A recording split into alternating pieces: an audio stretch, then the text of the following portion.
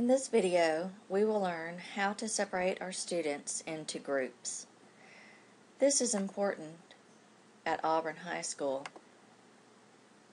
and let's take a look at why. Let's look at Mr. Arrington's classes. Mr. Arrington teaches Aqua Science to first, third, and fourth blocks. However, all first, third, and fourth block students are in this one class, which makes it difficult when Mr. Arrington is ready to grade his papers to separate out and know which of his students are in which blocks. So what Mr. Arrington did is separated his blocks into groups. This will also work for those teachers who teach the same course on a blue day and on a white day.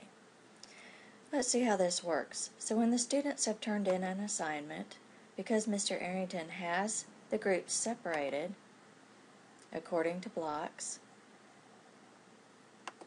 he can look only at first block students, or he can only look at third block students, or his fourth block students. And right now we see that only his first block students have turned in the assignment. Okay.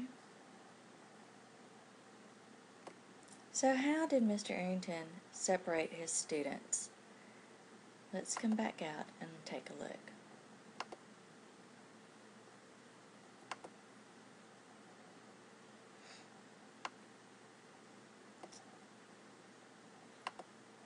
I'm going to go into our teacher training module, the Library Media 2.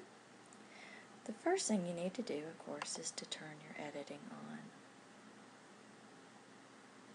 Then we will go to Settings. First thing you need to do is Edit Settings.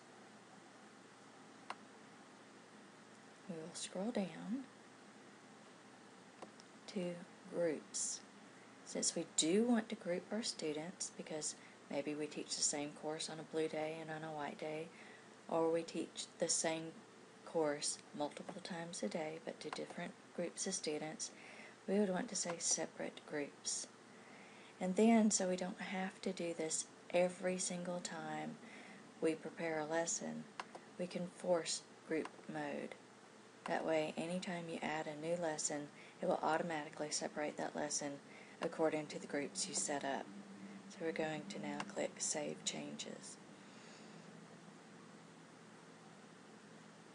Now we'll go back to Settings and click on Users. And let's take a look in Enrollment Methods. If you're going to have students self-enroll and you will have groups, then it's important that you make sure that you use group enrollment keys is marked to yes. That way the students not only enroll in your class, like the Aqua Science class, but then they can enroll in Aqua Science first block or Aqua Science third block. Okay. Once you have made that change, then you'll click Save Changes. And we'll come back to Settings again. And now we're going to look at Groups.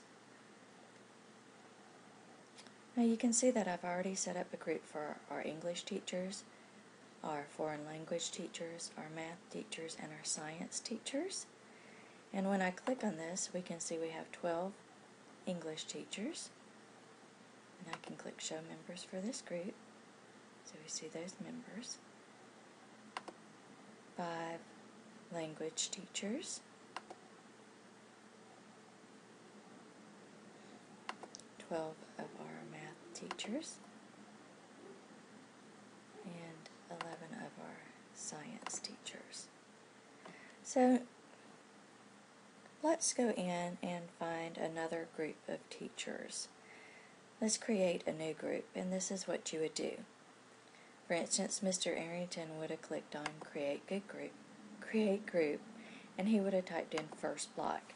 But if you're separating it first block blue day for first block white day, You decide on what the name needs to be.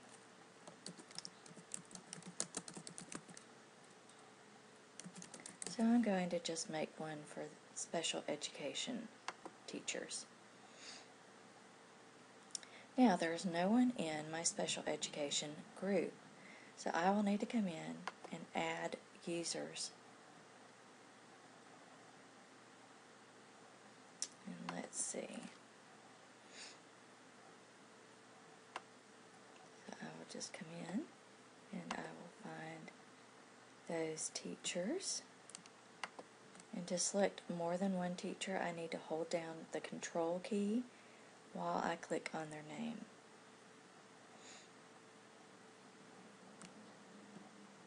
Okay, so I have picked out 3 of our special ed teachers, and I've now added them into my group special education. Okay, and that's just as simple as it is to create groups. So you just continue to create new groups until you have all of your students placed into their proper groups.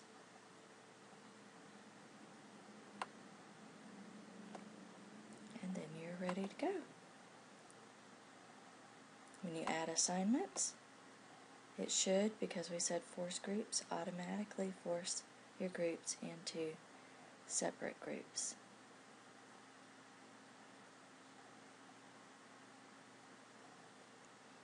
Thank you, and I hope that this has been helpful.